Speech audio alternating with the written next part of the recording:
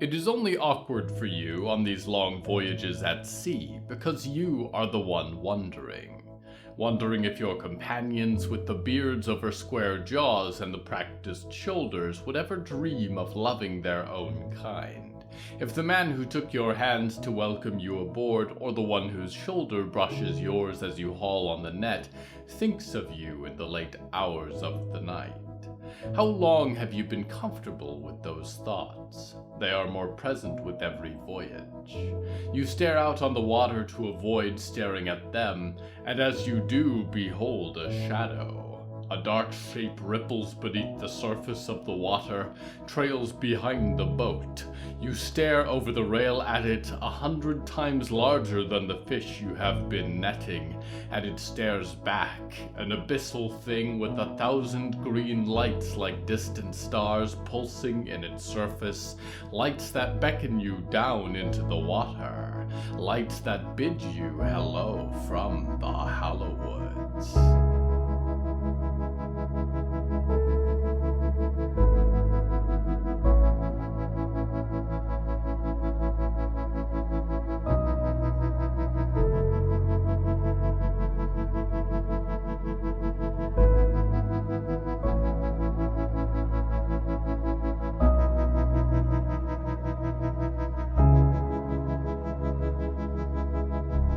Right now, I am inside of an eye, inside of an animal, inside the arms of a girl, inside of a labyrinth, inside of a dimension, inside of a book, inside of a room, inside of a library, inside of a forest. The eye belongs to a shapeless evil, currently in the guise of a resident of the deep. The girl carries it forward into darkness that she cannot imagine. The theme of tonight's episode is fishes.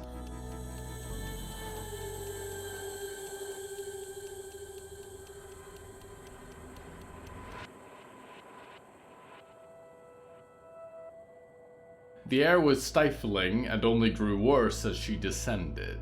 What had been a cool lack of atmosphere in the upper echelons was now a creeping heat, and the smell of thick smoke acrid with pollution. If the fire of souls burned, it did not burn clean. What was intolerable for her, she would expect to be worse for her acquaintance, but then again, if he was anything like the Omen, you could not mind that badly. "You had better be right about the time thing," Clara grunted.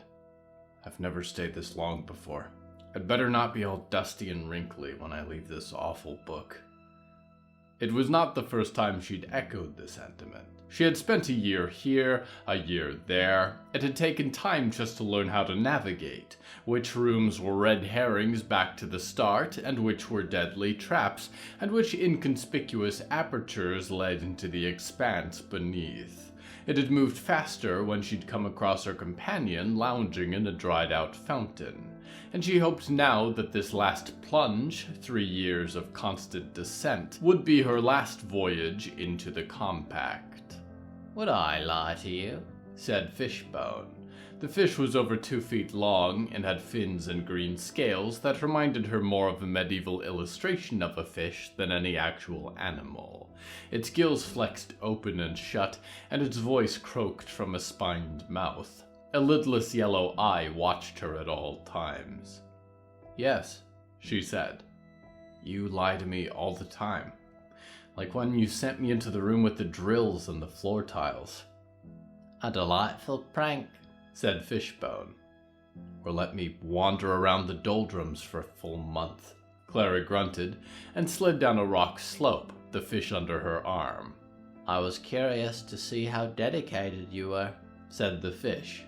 "The point is, you're a bad friend," Clara said, and bounced to her feet, continued into the darkness of a passage ahead of her. "I'm not your friend at all," said Fishbone. "I don't owe you anything. Why do you carry me around?" "I'm not sure," Clara said. "There's not many people to talk to here. I like having somebody around, even if they're not good for me. Helps keep me sane." "If you're lonely outside of here, you could summon me to your mortal realm. I am otherwise unemployed," said the demonic bass. "You'd like that, wouldn't you?" Clara muttered, and stopped at an intersection. Torches and metal cages burned in the walls and lit up the otherwise lightless square stone tunnel as it crossed over with another. Each foot of the walls and floors and ceiling was covered in carved glyphs, escape clauses and notwithstandings and fixed terms buried 1,000 feet below the surface of the labyrinth. Let's hope I can get back to my mortal realm. If you wish to leave the compact, said Fishbone, and blinked a slimy yellow eye. I know many secret roads. You need not journey any deeper. We must really be close then. Clara sighed and turned left. If you're offering me a way out... There simply aren't many happy endings to be found here, said the fish. It was sticky to the touch, as if it had sat on the stones for a week before she found it. In truth, it might have been sitting far longer. You're not the first to attempt this journey. Some end up wandering forever.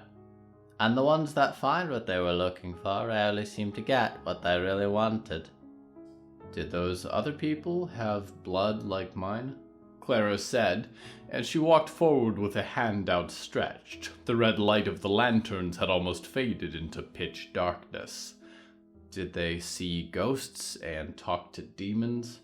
They were never particularly talkative to me, the fish admitted. That's the difference, Clara said, and felt a stone wall, a dead end. They were trying to steal something from God. I'm just taking what belongs to me. What do you really need with the power of the industry anyways? Croaked the voice under her arm. He doesn't make fair bargains, you know. Whatever this costs you, it won't be worth it. It doesn't have to be fair. It just has to work, Clara said, and felt along the stone. A saw flashed in the darkness, ripped open her palm as she stumbled back, stuffed the bleeding hand against her jacket, and tried not to scream. It would not be fatal, she knew. She would walk around a bend sometime, and the wound would be gone as if it was never there. It was, like everything about this labyrinth out of space, about the journey. But she was close now, she suspected. I'm here for my parents. They've been infected with something. So has my whole world. This book has the answer. I just wish it was made of paper like usual and not an endless torture maze.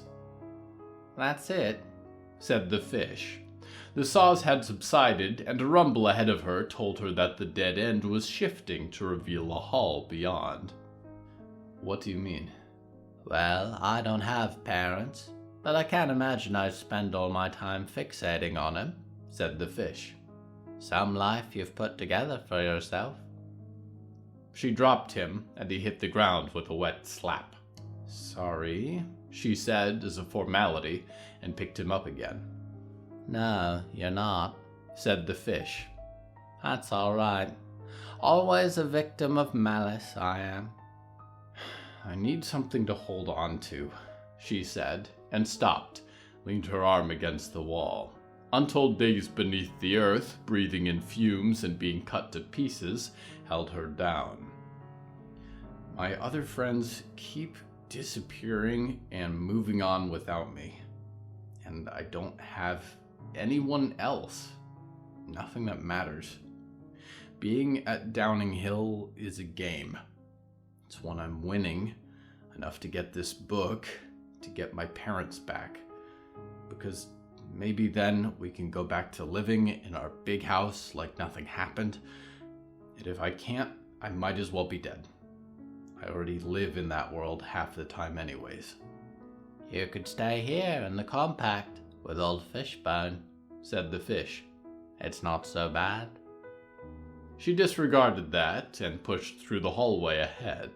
It was a long one and dark, and she kept a hand outstretched so as not to run into any more walls, tested the ground ahead of her with her shoe so that no pit trap or oubliette could catch her.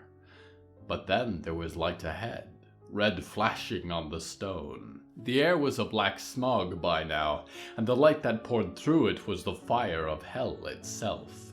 She stepped into a large chamber, a great stone vault lined with stairs like an amphitheater.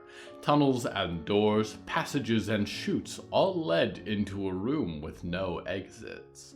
Grand stairs swept down from where she stood, and at the bottom was a large stone table, stamped with several glyphs in the corner and a long line. Although she could not identify the language they were written in, she knew deeply what it said. "Signature," she said. "Congratulations," said Fishbone. "You've made it to the end of the compact. I'd throw you a little party, but I haven't any hands." "I'm going to put you down now," Clara said, and laid him on one of the stone steps. He flopped and writhed on the stone until he had partly propped himself up, and a yellow eye watched her as she descended the stairs. "Will it be worth it?" the fish said, and she paused halfway down the stairwell. "When they tell you that you did a good job and they're proud of you, will it be worth everything you've sacrificed?" "It has to be," Clara said, and turned away from the demon, and clutched her bleeding palm as she reached the dais. As she stepped upon it, the dark stone table lit up with curling flame. "What if it isn't?" cried the fish from the steps. Its eye danced like an ember in the light. "What if it's all been the greatest waste of your life?" "Fishbone," Clara said, not taking her eyes from the flame. "Goodbye." She reached her hand into the flame and pressed her bleeding palm against the stone, dragged it across the signature line. Her skin blistered in the heat, burning words crawling up her arm. "Vosnen Zorn Sirensire, Omnen Zorn Sirensire." And then the fire consumed her, leapt into her face and her hair, and she joined the thick haze of smoke above as Fishbone watched and laughed. She shook herself awake, and folded the leather volume in her lap closed, groaned to herself as she bent over double in her bed. She'd have to check in the mirror later whether she carried the years on the outside as she did in. Her palm was not bleeding. The book with its wet red runes was just a book, and she breathed out and sat up and placed the tome on her nightstand. It had taken her longer than expected to get to the end of it, but she would not need it anymore, and she was already late for class.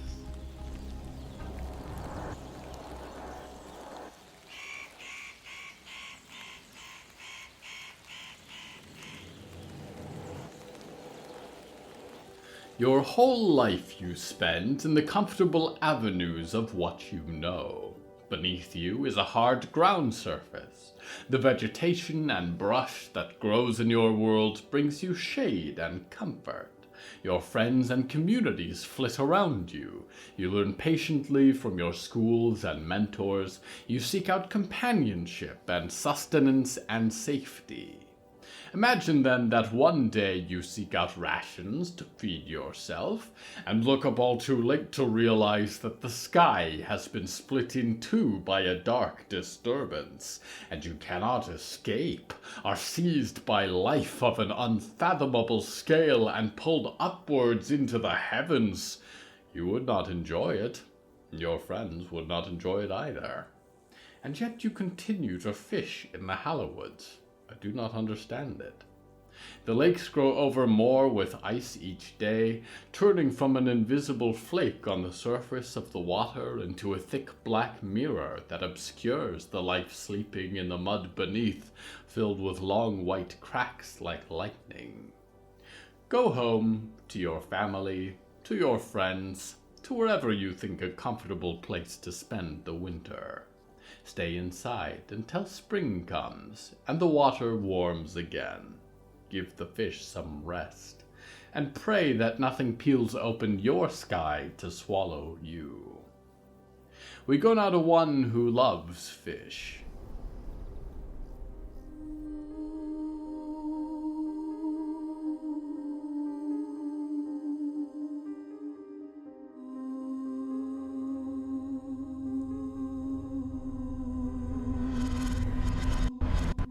Do you think he wants to be friends?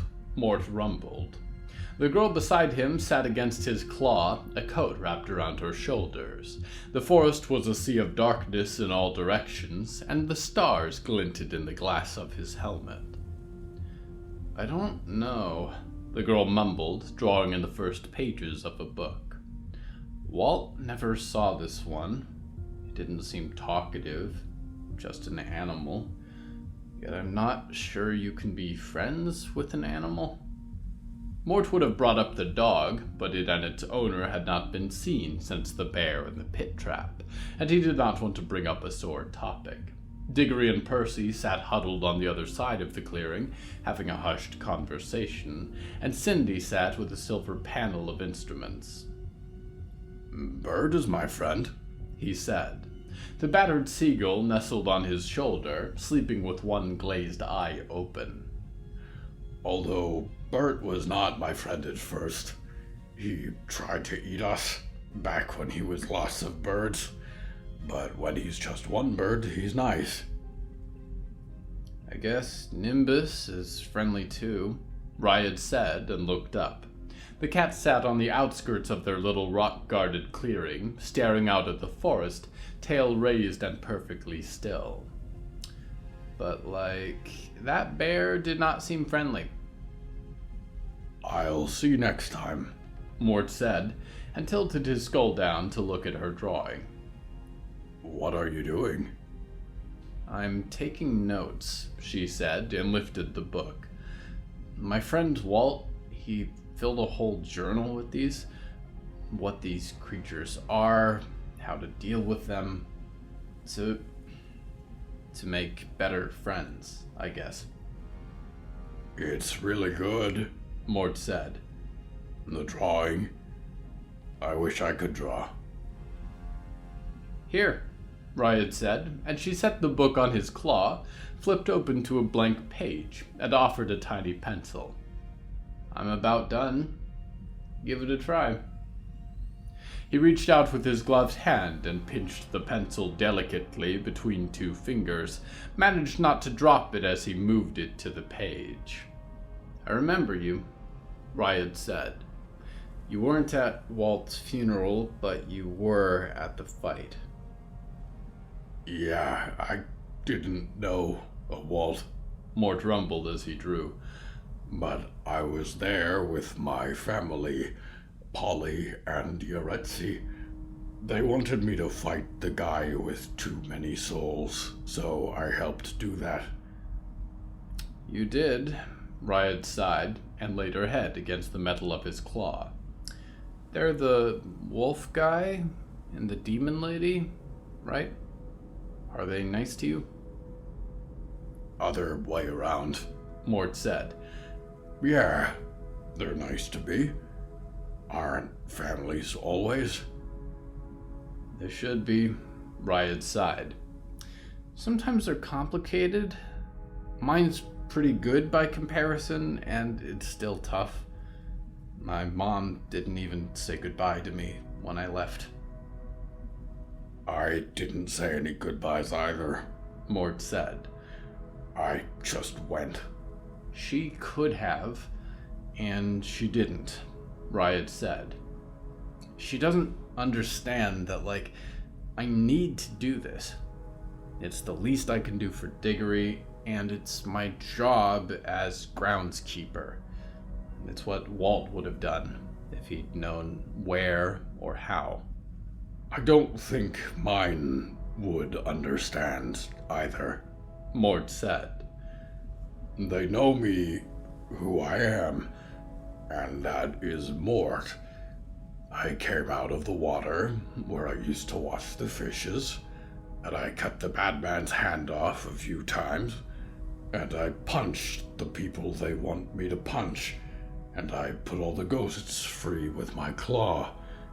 I do that. But they don't remember Barty. Only I remember him now. I'm him in my dreams. I know a lady there who talks to me, and she has parts of Diggory's face. Mort could stay at the hotel and work the hotel desk, but Barty can't. This is what Barty would have done if he'd been stronger. Polly and Yuretsi won't understand that. I get it, Riot said and peeked up at his drawing. The last time my mom knew me, I was some girl who'd basically never been outside, who only knew about the world because of TV shows and movies and video games, who couldn't do anything for herself. When she came back, some other Riot was here, who carries a sword and had lived on her own and could take care of herself. It's like she's getting to know me all over again. I just hope that when I get back, that she'll give the new me a chance. That she'll see, oh, Riot can actually do stuff on her own now. I hope so too, Mort said. Nice picture, Riot said, and took the pencil as he offered it back. What are all these circles? They're the fishes, Mort said. Staring down at me. There's their little eyes, and those are supposed to be the fins, and that big one is the sun. It's, abstract, Riot said. Very nice. I used to want to go back, Mort said. I thought it would be easier. Everybody pushing and asking me to hurt people. I'm not a violent person, but I can't go back now. I have things up here. Polly and Yuretsi and Bert and all you people. I want more than the fishes now. I want more than the fishes too, Riot said, and stared at the drawing for a few moments before there was a distant crash in the trees, and the one with the blue hair came falling back out of the air into the clearing. Any sign of Mr. Mendoza? Cindy said as soon as Olivier landed. Olivier dusted the black pine needles from his cloak. No, Olivier said, and we need to get moving again. I think that the... He did not have time to finish. Two trees splintered on the far side of the clearing as a gigantic skull pushed through, and twin rows of huge claws tore up the luminescent earth.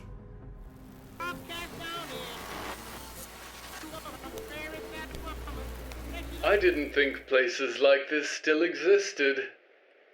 I mean, I knew they did hypothetically, but it's still a shock to see. You won't believe it. The place I'm currently standing is a little cold. It's wide open, all the way to the horizon, in every direction. There is nothing. There's the mountains over there. There is just grass in an unappealing sort of beige, and pools of water and big muddy puddles. No footsteps, no tire tracks. No roads or cities or telephone poles or lights, no dreaming box. How did this happen, you know? When they were making the map of America, did they just forget to add this spot for urban development? All the machines and all the billboards and all the great big industries, they don't matter in a place like this. There's just my reflection in the water. And I do see Lady Ethel Mallory there, but then again, I don't. That was a beautiful woman who was not ambiguous, symbolic. She was beautiful, but not aloof. She was stunning, but alluring. Famous because people love famous people, but not so far away that you couldn't still hope to be part of her family. She had gorgeous fashion and amazing sunglasses and all the riches of the world at her feet. The reflection, arguably, is still Lady Ethel Mallory, but it's a version of her that is huge and malformed, twisted by time like the ripples in the water, and her hat is missing, and her coat is torn, and she's lost one of her beloved pets. And that one, I don't know what she's hanging on for. It's certainly not to be America's sweetheart anymore. Quarterly profits are gone. That stranger in the water is someone I've tried to ignore for 20 years. Someone I barely know. God, it's boring out here. I think the new me still hates nature.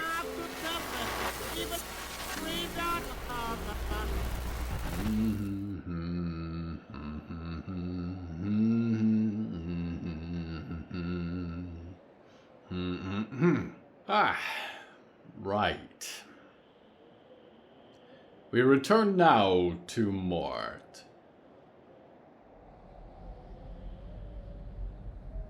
The bear toppled the trees as it broke into the clearing. It was large, bigger than Mort, bigger than Yehezkel in her woven form, and it would have toppled the little research vessel he had once sailed through the disappearing ice floes. But Mort was larger now, and the metal that wrapped his bones was sturdy, and as his companions fled past him he stood. This is a time to fight, he thought, as the animal let loose a guttural bellow that shuddered at its half-formed ribs. Is it so different, he thought, from my bird? Bert took to the air and cried out as he wheeled over the clearing. "Mort, run!" Diggory called from behind him as the group retreated. "I will," Mort said, and watched the little green fire blaze in the eye of the bear. "But you run first." The bear grunted and reared up on its hind legs. It towered into the trees, paws the size of anchors. Mort would have done the same, except that he was already on his hind legs, and not nearly as massive. Even so, he stood his ground and ignored the calls from behind him. "Hello," Mort called out. "Will you be my friend?"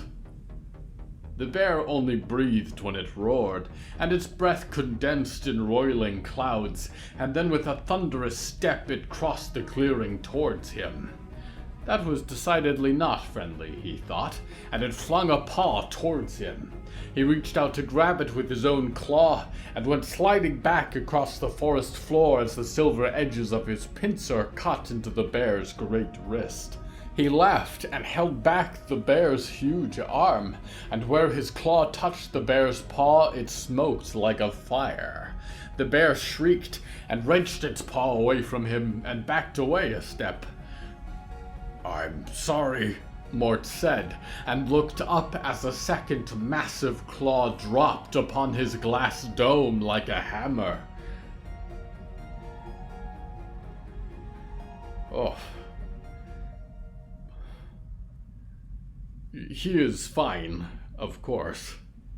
A dome was made to withstand the pressure of the deep ocean. It would take more than the swipe of a large bear to shatter it, but imagine if it had. If it had flattened him like an automobile in a high-speed accident. If his bones were shattered and the light dissipated from his sockets.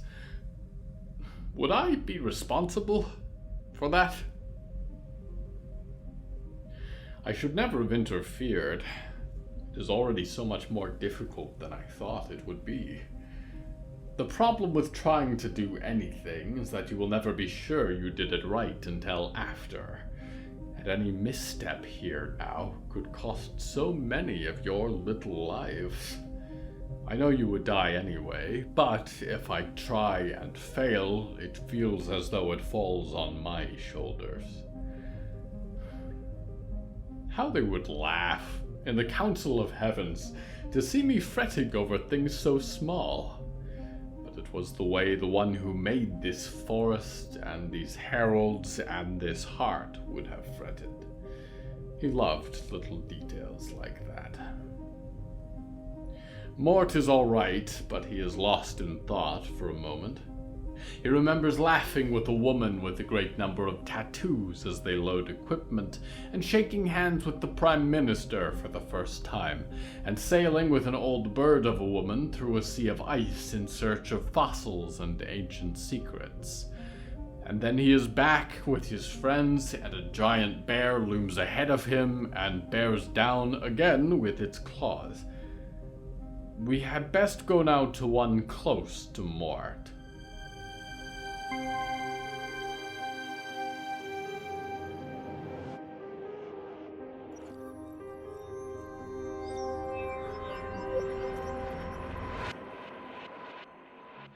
Bert was not what you would call an intelligent bird.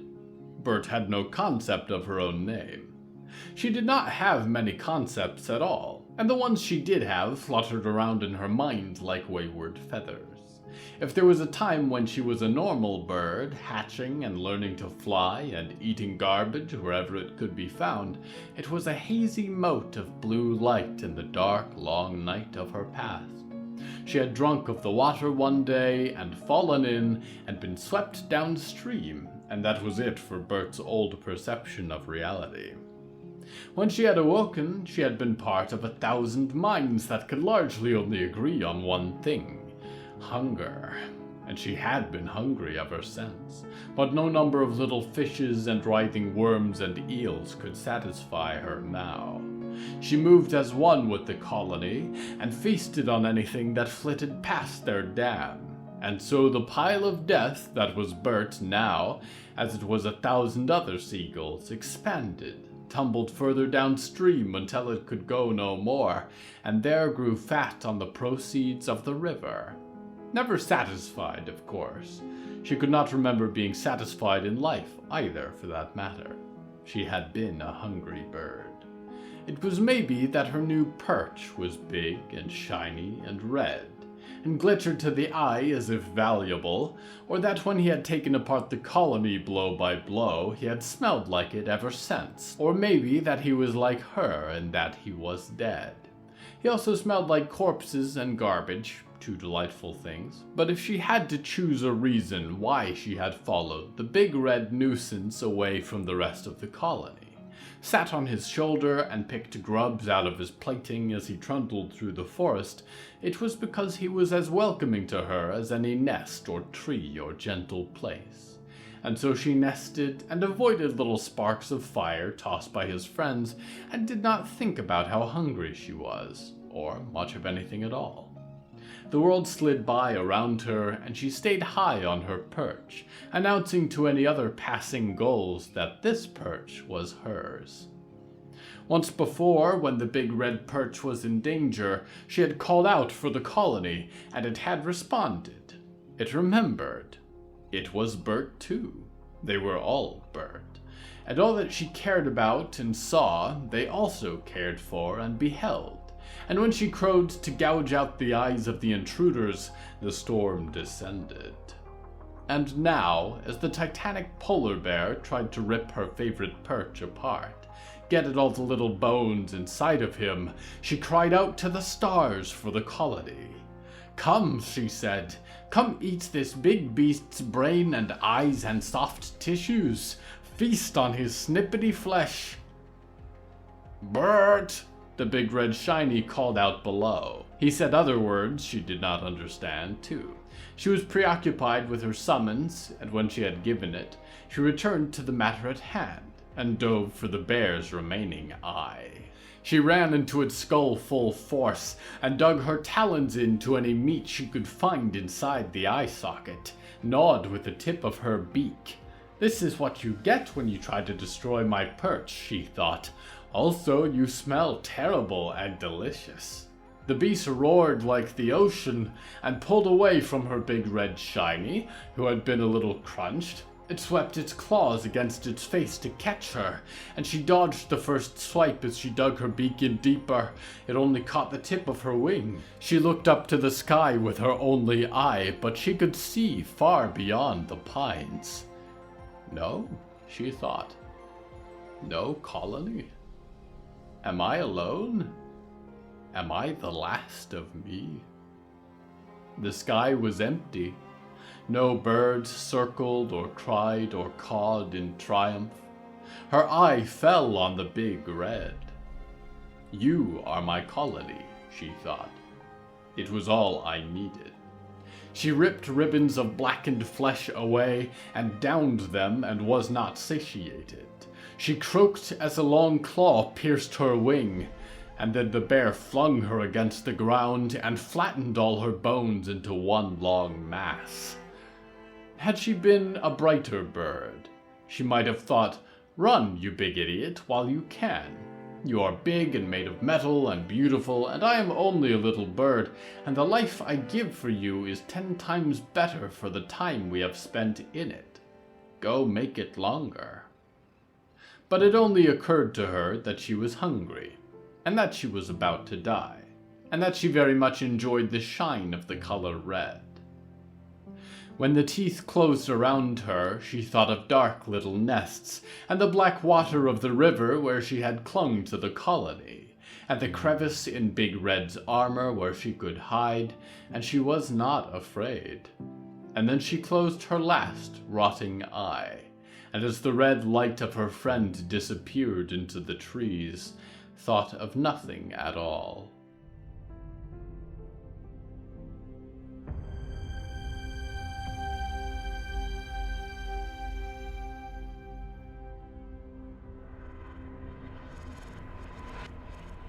Fishes. Abhorrent creatures for the most part. Logmolog has long laid claim to the life that churns about in the mud and boils in the volcanic vents, and eats worms and algae and thinks not of the future in any way, and she can have it. But I wonder now if I have been too hasty in my judgment. Do I mock her because she enjoys relaxation and solitude? Must everything that I do be a testament to my ability and value? I have eschewed the council, but I know they still listen to echoes of this dream. Maybe I should be like a fish, sleep somewhere or drift wherever the sunlight and the current leads, and think not of anyone listening, think not of anyone at all. Just exist. A living thing for the sake of being alive and nothing more. A disappointment, really, but only in that there is an absence of expectation entirely. But I cannot sleep yet. Until this journey finds its joyous end or its watery grave, I am your loyal host, Nickignick, waiting ichthyologically for your return to the Hallowoods.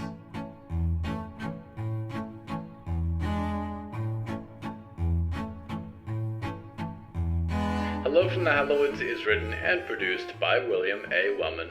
Hello, that's me. If you enjoyed this show, please don't forget to follow it and share it with a friend. The bonus story that goes with this episode is called Big Catch and is available on the show's Patreon at patreon.com/Hallowoods. Because we operate without ads or sponsors, our supporters are all that keeps this show going. Plus, supporters get weekly bonus stories, behind-the-scenes content, exclusive merch, and even more. Merchandise and episode transcripts are available at hellofromthehallowoods.com. You can even find us on social media at the Hallowoods. Music is used under license from artlist.com. Our opening theme is Forest Overture by Yehezkel Raz, and the closing theme is Farewell by Belsitzman and Matan, Ephrat. Until next time, dreamers, give a man a fish and he'll eat for a day. Give a fish a man and he'll eat for a month. What seems the most efficient to you?